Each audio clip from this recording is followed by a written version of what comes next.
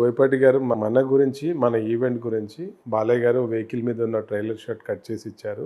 ఓహ్! అంటే మీరు మీ వెహికల్‌నే ట్రైలర్‌గా ఇచ్చారు. యెస్. అది మా ఆడియన్స్‌కి ఇస్తారా అయితే ఆ క్లిప్? ష్యూర్ అండి. ఎందుకంటే ఇప్పటి వరకి వెహికల్ షాట్స్ ఏవి రివీల్ చేయలేదు. అవును. ఒక ట్రైలర్‌లో ఇట్లా సరౌండింగ్ రౌండ్ తిరిగేది ఒకటే చూపిస్తారు.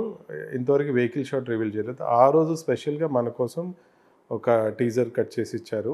దాన్ని మనం ఆ రోజు ప్లే చేసాము. కానీ ఏమైనా ఒక డిజైనర్‌కి, ఒక డైరెక్టర్ ఇంత పెద్ద సినిమా నుండి ఒక టీజర్ కట్ చేసి ఇవ్వటం అనేది నిజంగానే చాలా గ్రేట్ అండి.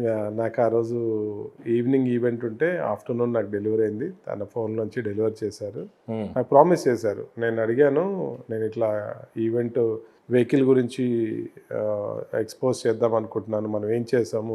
మీ ఆలోచన ఏంటి? మీ టేస్ట్ ఏంటి? మూవీ సెకండ్ క్యారెక్టర్ కూడా రివీల్ చేద్దాము. ఇలా చేద్దాం అని అంటే డెఫినెట్లీ అమర్ గో హెడ్ అని చెప్పారు. తనకి బోయపాటి గారికి నేను ఒక చిన్న రిక్వెస్ట్ అడిగాను. ఐ నీడ్ ఒక వెహికల్ షాట్ విత్ బాలయ్య గారు అని అడిగాను. డెఫినెట్లీ అమర్ చేద్దామన్నారు. అది ఈవెంట్ చేసిన విధానం. ఈజీగా ఏ డైరెక్టర్ గాని, మూవీ ప్రొడ్యూసర్స్ గాని ఒప్పుకోరు. బట్ నేనేంటో తనకు తెలుసు. నేనేం చేస్తానో తెలుసు. ప్రోగ్రామ్ గూడా నేను ఎలా చేస్తానో తనకు ఒక ఎక్స్‌పెక్టేషన్ ఉంది. ఆ ఎక్స్‌పెక్టేషన్ ఇవన్నీ డెఫినెట్‌గా వర్కౌట్ అయితాయనేది నమ్మినారు. ఇచ్చారు. 7 డేస్‌లో నాకు వెహికల్ కావాలి అమర్ అని బోయపాటి శ్రీను గారు మీకు చెప్పినప్పుడు, బహుశా 7 డేస్‌లో మీరు ఒక్కరే చేయగలరేమో ఇండస్ట్రీలో అని అంత నమ్మి మీకు ఇయ్యటం అనేది నిజంగానే చాలా గ్రేట్ కదా! అప్పుడు ఆఫీస్‌కి పిలిచినప్పుడండి నాకు ఇదంతా డిస్కషన్ అయినప్పుడు ప్రొడ్యూసర్స్, డైరెక్టర్స్ అందరూ ఉన్నారు. నేను ఒక వెహికల్ ఇది కావాలన్నప్పుడు I said it's going to take at least 3 months పడుతుందండి. 2, 3 మంత్స్ పడుతుంది. మీరు ఇంత షార్ట్ టైమ్‌లో నేను చేయలేనండి అని చెప్పాను. అప్పుడు భయపడి గారు ఎమ్మటే ప్రొడ్యూసర్స్‌కి ఒకటే మాట అన్నారు. నేను ఇదే మాట అమర్ అంటారని చెప్పానా మీకు అని చెప్పేసి అప్పుడు అండర్‌లైన్ చేశారు ఆ వర్డ్‌ని. హుహు. దాని తర్వాత తప్పదు అమర్ వెహికల్ డెలివరీ లేట్ అయింది. తప్పదు ఇది మనకిది షెడ్యూల్ అని అంటే ఇంకది ఎట్లా అంటే ఛాలెంజింగ్ టాస్క్‌లా తీసుకొని ఇంకా అది బోయపాటి గారు, బాలయ్య గారికి దృష్టిలో పెట్టుకొని ఎవరు గూడా చూసే ఆడియన్స్ కానీ ఎవరు గూడా నిరుత్సాహపడొద్దని ఛాలెంజ్ తీసుకొని డే అండ్ నైట్ చేశాం అది. సూపర్. మాకింక అది మొత్తం చాలా వరకి ఆ బానెట్ డిజైన్ అనేది రెడీమేడ్ లేదు. అది handmade. Grill is handmade. Grill మొత్తం హ్యాండ్‌మేడే. ఎందుకంటే గ్రిల్స్ రాలేదు. బానెట్ రాలేదు. Everything is handmade. హ్మ్. మళ్ళా వీల్స్ తనకు తగ్గట్టు కస్టమైజ్ చేయటము. అన్నీ ఆ గోల్డ్ టచ్ చేయటము. ఆ కాంబినేషన్ మ్యాచ్ చేయటము. ఇందులో ఏంటంటే అండి నేనేం చేస్తున్నాననేది తను అప్డేట్ కూడా అడగలేదండి. నమ్మకం జస్ట్ డెలివరీ రోజు చూసాడంతే. అంతే చేశాడు. ఆ టైంలో నేను చేసేసాను. మార్నింగ్ షూటింగ్ ఉంది. ఆ ఓఆర్ఆర్ మీద ఈ వెహికల్ వెళ్తుంటే వాళ్ళు పాస్ అయ్యి అక్కడ ఆపి అక్కడ చూసారు వాళ్ళు ఫస్ట్ టైం.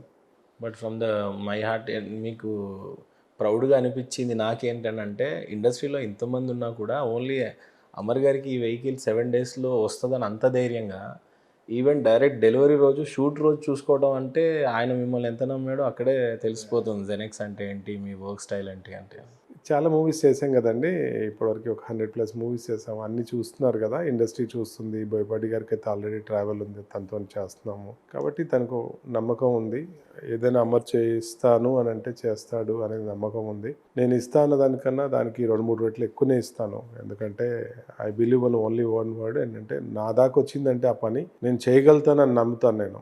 అంటే నాకు తెలియకపోయినా నేను అది తీసుకుంటాను. వర్క్ తీసుకుంటాను. స్టార్ట్ చేస్తాను. బట్ సక్సెస్ అయితుంది. 'అఖండ 2'తో జెనెక్స్ అమర్‌కున్న అనుబంధం కేవలం వెహికల్ వరకేనా? ఇంకెక్కడైనా మీ ఇన్వాల్వ్‌మెంట్ ఉండిందా? బోయపాటి గారితో గాని? వెహికల్ అంటే అండి నాకు ఫస్ట్ పార్ట్ చూసిన తర్వాత ఈ వెహికల్ డిస్కషన్ అప్పుడు నేను డైరెక్టర్ గారికి చిన్న ఒక మాట చెప్పాను. రిక్వెస్ట్ చేశాను. సార్ పార్ట్ 1లో మీరు అంత బాగా చూపించారు డివోషనల్‌గా వాటెవర్ ఇది హైందవ ధర్మం వాటెవర్ యూ కాల్. కానీ బాలయ్య గారికి విభూతి పెట్టుంటే మొత్తం బాడీ అంతా విభూతి పెట్టుంటే అది ఇంకో లెవెల్ ఉంటుండే సార్. నెక్స్ట్ లెవెల్ ఉంటుండే. అది చెప్పాలనుకున్నాను సార్. నాకు అనిపించింది మీకు చెప్పాను అనంటే, లేదమ్మా ఆ పార్ట్ 1లో క్యారెక్టర్ అంతే డిమాండ్ చేస్తుంది. దానికన్నా ఎక్కువ చేయకూడదు కూడా.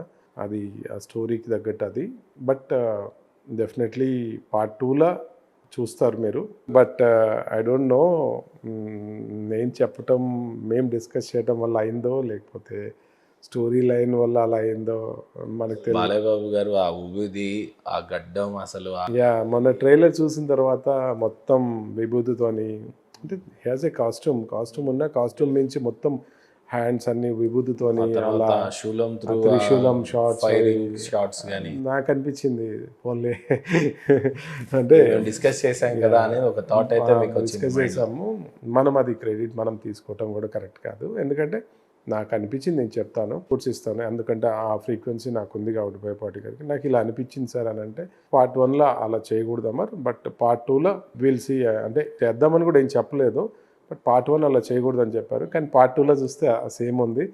దట్ స్టోరీ డిమాండో లేకపోతే బోయపాటి గారు అలా ఆలోచించి పెట్టారో మనం చెప్పడం వల్ల పెట్టారో మనం జడ్జ్ చేయలేము. అది అమర్ గారు మొత్తం మీద అయితే బోయపాటి గారు మిమ్మల్ని నమ్మడం ఇదంతా బాగుంది, మీ ఫ్రెండ్షిప్ అంతా బాగానే ఉంది. బట్ ఆల్మోస్ట్ 8 సినిమాల ప్రయాణం మీది బోయపాటి గారిది అని అంటారు. మీకు బోయపాటి శ్రీని గారికి ఉన్న అనుబంధం గురించి చెప్పాలంటే ఏం చెప్తారు? మంచి మర్యాద, గౌరవం, కూర్చొని ఎల్లంగానే కూర్చోండి అమర్ గారు అని ఫస్ట్ కాఫీ తాగండి అంటారు, చెప్పింది మంచిగా ఓపిక వింటారు, సమాధానం చెప్తారు, చాలా రెస్పెక్ట్ ఉంటుంది. అంత పెద్ద డైరెక్టర్, పాన్ ఇండియా డైరెక్టరు అలా మనని వెల్కమ్ చేయటము చాలా సంతోషం వేస్తుంది. ఎందుకంటే కొంతమంది డైరెక్టర్స్ కలవాలంటే మనకి కనీసం టైం కూడా దొరకదు. బట్ ఎప్పుడైనా ఫోన్ అందుబాటులో ఉంటారు. ఫోన్ చేస్తే అప్పుడు చేయకపోయినా మళ్ళీ తిరిగి కాల్ బ్యాక్ చేయటం కానీ, మెసేజ్ చేయటం కానీ. నిన్న రాత్రి అండి స్పెషల్గా మన ఈవెంట్ గురించి కాల్ చేసి చాలా బాగా చేసాం మరి, మీ పిల్లలు ఏదైతే చేశారో చాలా బాగా చేశారు, మూవీ రిలీజ్ అయిన తర్వాత ఫ్రీ టైంలో కూర్చొని మీ పాపను తీసుకుని రా, will have cup of coffee అని చెప్పి అన్నారు. నిన్న చాలా సంతోషం వేసింది. రిలేషన్షిప్ ఉందా బోయపాటి? చాలా సంతోషం వేసింది. ఎందుకంటే అంటే మనం చేసింది అప్రిషియేషన్ మనకు డబ్బు రావాలని కోరుకోము, బట్ మనం చేసింది ఇలా గుర్తిస్తే చాలు అనేది ఆలోచించేవాడిని మనం. సో బోయపాటి గారితో తగిన గుర్తింపు మీకు వచ్చిందని అనుకుంటున్నారా? డెఫినెట్లీ అండి, డెఫినెట్లీ. హార్ట్లో ఉన్నాం మనం, అంతవరకైతే చెప్పగలుగుతాం. వెహికల్ అంటే నేనే గుర్తొస్తాను, అంతవరకైతే ఉన్నాము, అంతవరకు నేను చెప్పగలుగుతాను. ఈ జన్మకి అది చాలు. నెక్స్ట్ సినిమా అయినా ఏ ప్రొడ్యూసర్ అయినా మూవీ స్టార్ట్ చేస్తాడు ఫస్ట్ కాల్ మనకే వస్తుంది. మైండ్లో మీరు కూడా అంతే బ్లైండ్గా ఫిక్స్ అయిపోయారు, ఏ సినిమా వచ్చినా నాకే వస్తుందని. కాకపోతే నేనేం చేస్తానంటే బ్లైండ్గా డైరెక్టర్ గారు చెప్పినట్టు అలా కాకుండా కొన్ని ఇన్పుట్స్ తీసుకుంటాను. స్టోరీ ఏంటి, క్యారెక్టర్ ఏంటి, మూవీ ఎలా వెళ్ళబోతుందని తీసుకొని దాని ప్రకారం నా ఇన్పుట్స్ ఇస్తాను. డైరెక్టర్ గారి ఇన్పుట్స్ తీసుకుంటాను. దాని తర్వాత ఏదైనా తేడా అనిపిస్తే నేను అర్థమయ్యేలా చెప్తాను. అలా చాలామంది బోయపాటి గారు అర్థం చేసుకుంటారు, ఇంకా అర్థం చేసుకోలేని కొంతమంది డైరెక్టర్స్ ఉంటారు. బట్ నేను ఇంకా వదిలేస్తాను, వాళ్ళు చెప్పినట్టు చేసిస్తాను. బట్ నేనేం చేస్తానంటే బ్లైండ్గా నేను తలూపను. బ్లైండ్గా తలూపకుండా ఏం చేస్తానంటే వాళ్ళు చెప్పింది వింటాను, తర్వాత స్టోరీ ఇన్పుట్స్ తీసుకుంటాను, క్యారెక్టర్ ఏంటి అన్నీ తీసుకున్న తర్వాతనే దాని తర్వాత నా ఇన్పుట్స్ ఇస్తాను. సరే ఇలా అయితే బాగుంటుంది, ఇలా అయితే బాగుంటుంది. సమ్ ఎగ్జాంపుల్ నా పేరు సూర్యాలో ఉంది వెహికల్, ఎగ్జాంపుల్ చెప్తున్నాను. 6 టైర్ వెహికల్ కావాలని అడిగారు వాళ్ళు, పాత జీప్ ఏదో తీసుకొని చేస్తాను అది ఇది అన్నారు. నేను చెప్పాను దట్ విల్ నాట్ వర్కౌట్ అండి, నేను మీకు కొత్త వెహికల్ చేసిస్తాను, తార్ చేసిస్తాను, ఎందుకంటే ట్రావెల్ మీకు అంత కష్టమవుతుంది అన్నాను. వాళ్ళు పాత డిజైన్. ఈ 3 టైర్స్ వెహికల్ ఏంటండి? నా పేరు సూర్యలో 6 tyre vehicle. 6 tyres okay, but ఈ వెహికల్ ఏ బ్రాండ్ అసలు? అది థార్ అండి, అది ఓల్డ్ థార్. అది దాన్ని ఎక్స్టెన్షన్ చేసి ఇంకో యాక్సెల్ అంత పొడవు ఎలా అయింది తారు మరి అప్పుడు? అది యాక్చువల్లీ ఆ ప్రాజెక్ట్ వచ్చినప్పుడు కూడా నాకు తెలియదు, అంటే ఎలా చేయాలో కూడా నాకు ఐడియా లేదు. బట్ ఏంటంటే ఐ బిలీవ్ అన్నీ ఒక్కటే నమ్ముతాను నేను. నా కాల్ వచ్చిందంటే ఐ బిలీవ్ నేను చేయగలుగుతానని నమ్ముతాను. ఆర్డర్ తీసుకున్నాను, ఎలా చేయాలి. ఆ వెహికల్ అంత ఐకానిక్ అయింది కదా టాలీవుడ్ ఇండస్ట్రీలోనే, 6 టైర్స్ వెహికల్ అని. అల్లు అర్జున్ గారి నుంచి ఎప్పుడన్నా కాల్ రావటం, అప్రిషియేషన్ రావటం, సో డైరెక్టర్తో ఉందా ఇంటరాక్షన్? అల్లు అర్జున్ గారు ఏమన్నా అప్రిషియేషన్? గీతా ఆర్ట్స్ మనమే చేస్తాం కాబట్టి అన్ని movies Geetha Arts plus joint venture ఉంది కదా వాళ్ళది, ఎవరు వీళ్ళ అని ఉన్నారు కదా ex MP Lagadapati Sirish, joint venture అది, దాంట్లో చేసాం. సూపర్. మొత్తం మీద అయితే బోయపాటి శ్రీను గారితో మీకున్న అనుబంధం చెప్పారు, కానీ 8 ఏళ్ళ సుదీర్ఘ ప్రయాణం కదా, ఏదన్నా మంచి మెమరీస్ ఏదైనా ఉన్నాయి అని అంటే ఏం చెప్తారు? ఎప్పుడు కూడా నేను చేసింది ఎప్పుడు కూడా కరెక్షన్స్ చెప్పేవాళ్ళు కాదు, ఎప్పుడు కూడా పర్ఫెక్ట్ అనేవాళ్ళు. అది ఎందుకంటే తనంత ఈజీగా తనకు నచ్చదు ఏది కూడా, అంటే ఇంకా పర్ఫెక్షన్ కావాలంటారు. ఇప్పుడు మనం ఏదైనా చేస్తే ఇంకా పర్ఫెక్షన్ కావాలంటారు. బట్ నా విషయంలో మాత్రం జర్నీ మొత్తంలో బోయపాటి గారి ఏదైనా మాట మీకు అలా హార్ట్లో ఉండిపోయింది ఏదైనా ఉంటే విశేషం? నేను చెప్పారు కదా అమర్ ఈవెంట్లో చెప్పారు కదా, అది 3 మాటల్లో చెప్పారు. అమర్ ఏది చేసినా అలానే చేస్తారు, ఏదైనా అది డబ్బు వస్తుందా, పేరు వస్తుందా, పేరు రాదా, లేకపోతే ఏమని ఆలోచించాడు. తను ఏం చేసినా ఏం చేయాలనుకున్నా పెద్దగానే చేస్తారు, అదొకటి చాలు కదా, ఇది అదొక రూమ్లో కాకుండా పబ్లిక్లో చెప్పారు ఆ మాట. పబ్లిక్లో అనౌన్స్ చేయడం, అది దట్ వాజ్ ఎ గ్రేట్. ఎందుకంటే నేనే ఆశ్చర్యపోయినాను. ఎందుకంటే ఆ విషయం అలా చెప్పడం నాకే చాలా సంతోషం వేసింది. ఎందుకంటే అంత పెద్ద పాన్ ఇండియా డైరెక్టర్ అలా మాట్లాడటం చాలా సంతోషం వేసింది. ఈ ఈవెంట్ మొత్తంలో నోట్ ఏంటంటే మీ పాప ఈవెంట్ చేయటం. యాక్చువల్లీ పాప గురించి చెప్పాలి అని అంటే ఏం చెప్తారు? యూకేలో ఉంటుంది తను. అంటే ఈవెంట్ కోసమే వచ్చింది. మన ఈవెంట్ కాబట్టి మనం చేస్తున్నాం కాబట్టి న్యాచురల్గా ఉండాలమ్మా. ఏది కూడా ఆర్టిఫిషియల్గా సినిమాటిక్గా ఉండకూడదు. అంటే మన ఇంట్లో మనం అందరం గ్యాదర్ అయినప్పుడు ఒక సెలబ్రేషన్ చేసుకుంటే ఎలా చేసుకుంటాం అలా చేయాలనే ఉద్దేశంతో అలా ట్రై చేశాము. అంటే you tried with your heart. Yes ఎందుకంటే ఆ ప్రజెంటేషన్ కూడా ఏది రెగ్యులర్ స్టైల్లో సినిమా స్టైల్లో కాకుండా చేద్దాం అనుకున్నాం. సంబట్ వి సక్సీడ్. అంటే బాగుంది. అంటే బాగోనపోయినా బాగాలేదనిపించలేదు, బట్ వెంట్ వెల్. సో మొత్తం మీద ఈవెంట్ గురించి చెప్పాలంటే ఏం చెప్తారు? కార్ తార్రాక్స్ లాంచ్ అయిపోయింది, మీ కార్ ఇప్పుడు రోడ్ల మీద తిరుగుతూ ఉంది, ఎలా అనిపిస్తుంది? అది ఇంకో షేడ్ బాలయ్య గారిది చూపెట్టాలనుకున్నాం. వెహికల్ ఎలా ఉండబోతుంది అనేది లైవ్గా వెహికల్ చూపించాము, దాని ప్రజెంటేషన్ చేశాము. దాంతోపాటు టీజర్ బోయపాటి గారు ప్రజెంట్ చేశారు. ఆ సినిమాటిక్గా చాలా బాగుంది టీజర్. ఇంక ఇప్పటి నుంచి ఆల్రెడీ క్యాంపెయిన్కి వెళ్ళిపోయింది. అనంతపూర్ జగన్ గారు అది క్యాంపెయిన్ తీసుకొని, బాలయ్య గారి ఫ్యాన్స్ ప్రెసిడెంట్ ఎవరైతే ఉన్నారో తను ఆల్రెడీ క్యాంపెయిన్కి వెళ్ళిపోయారు. ఇప్పుడు ఆల్రెడీ శ్రీకాళహస్తి అన్నీ ఈజ్ ఆల్రెడీ అన్ని పుణ్యక్షేత్రాలు మూవీ ప్రచారానికి ఆయన ప్లాన్ ఆఫ్ యాక్షన్ ఏంటంటే ఇక్కడ హైదరాబాద్ స్టార్ట్ అయిపోయి వెళ్ళే దారిలల్లో ప్రతి విలేజ్ ఎక్కడైతే కనెక్టింగ్ ప్రతి దగ్గర కనెక్ట్ అవుతూ ఫ్యాన్స్ని ఆ వెహికల్ చూపిస్తూ, బాలయ్య గారు వాడిన వెహికల్ ప్లస్ సినిమాలో ఉండబోతుందని చూపిస్తూ అలా ఫ్యాన్స్ ఫొటోస్ దిగుతూ అలా అలా అలా బాలయ్య గారి చేయి పెట్టిన దాని మీద అందరికీ చూపెట్టాలనేది తన ఉద్దేశము. అలా అలా ఇప్పుడు ప్రతి టెంపుల్కి పూజ చేస్తూ వెళ్ళేట ద్వారిలో పుణ్యక్షేత్రాలు ఏదైతే ఉన్నాయో అవన్నీ December 11th వరకు వాళ్ళ ప్లాన్ ఉందండి. December 11th విజయవాడలో ఫంక్షన్ చేయాలి, సక్సెస్ మీటు. దాంట్లో బాలయ్య గారు రావాలనేది వాళ్ళ ప్లాన్. మొత్తం మీద అది కూడా ఉంది. అదొక ఆలోచన ఉంది. స్టార్టెడ్ అది జర్నీ అయితే స్టార్ట్ అయింది.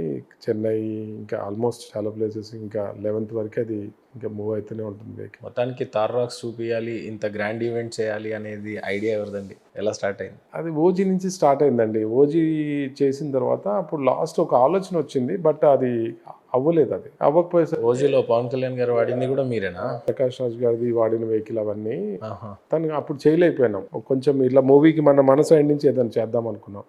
అప్పుడు ఏం చేసామంటే మన స్టోర్లోనే ఒక మోడల్ తీసుకొని మంచి మేమే దాని మీద చేసాము. చాలా వైరల్ అయింది ఆ వీడియో. ఓజీకి బెస్ట్ మనదే అయింది, టాప్ వ్యూస్ వచ్చిన వీడియో అదే అయింది. అప్పుడు ఆలోచన వచ్చిందనమాట, ఈ మూవీకి మనం చేయటం ఒక ఎత్తు, చేసిందని ప్రమోట్ చేయటం ఇంకొక ఎత్తు. మూవీకి కూడా ప్లస్ అవుతుంది, ప్లస్ మనం ఇంత కష్టపడ్డామా ఇంత చేసామా అనేది పబ్లిక్కి తెలుస్తుంది. ఎట్ లాస్ట్ ఏంటంటే అన్ని విధాలుగా బాగుంటుంది, మూవీ బాగుంటుంది, ఇండస్ట్రీ బాగుంటే మనం బాగుంటాము, మనం బాగుంటే అందరూ బాగుంటారు అనే ఉద్దేశంతో ఈ ఈవెంట్ని చాలా బోయపాటి గారికి ప్రజెంట్ చేయడం జరిగింది. సరే ఇలా చేద్దాం అనుకుంటున్నాను అంటే తను ఓకే అమర్, గుడ్, నీ మీద నాకేం ఇబ్బంది లేదు, ఎందుకంటే నీ పరిధిలో నీ లిమిట్స్లో నువ్వు ది మ్యాక్సిమం స్ట్రెచ్ చేస్తావు అని చెప్పారు.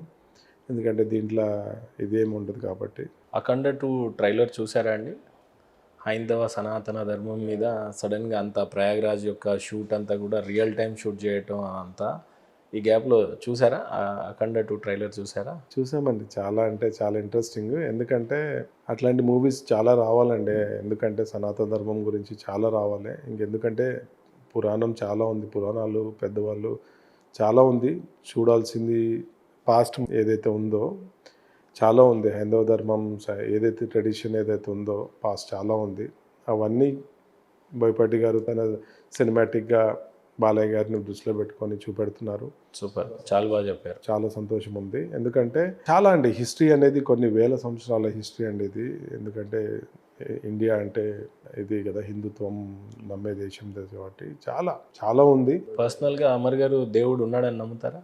దేవుడు ఉన్నాడు అని అంటే పర్సనల్గా what you believe in? Logic ఏంటంటే నమ్మాల్సి వస్తుందండి. కొన్ని ఏంటంటే దేవుడు ఉన్నాడని నమ్మి మనం ఏదైతే ఇది చేస్తే దేవుడు కనపడిపోయినా కానీ ఆ రిజల్ట్స్ ఉంటాయండి. అంటే మంచిగా ఆలోచిస్తారు, నడవడి కానీ. ఇప్పుడు ఇది ఉందండి, ఏమంటారు సిద్ధాంతం వాట్ ఎవర్, ఇదేదో వాస్తు అంటారు చూసారా. వాస్తు అనేది ఏంటంటే అండి, మనం రైట్ హ్యాండ్తో పనిచేస్తాం చూసారా, మన బాడీ మూమెంట్స్ ప్రకారం వాస్తు డిజైన్ అవుతుంది కదా, మీకు తెలిసిందే.